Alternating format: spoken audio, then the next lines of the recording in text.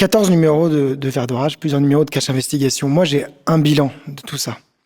C'est que les pollutions que j'ai pu observer, elles se déroulent toujours chez les plus pauvres.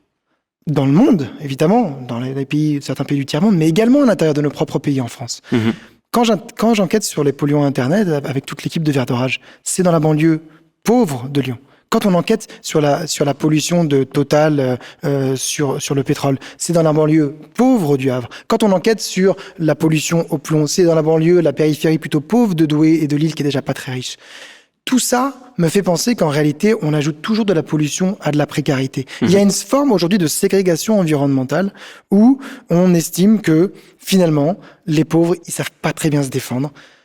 Et souvent, moi j'ai eu cette phrase, mais qui me hante, notamment sur la question du plomb, les écoles qui étaient contaminées au plomb dans le nord de la France. Si mon école se situe à Neuilly-sur-Seine, ça ferait longtemps que ce serait réglé.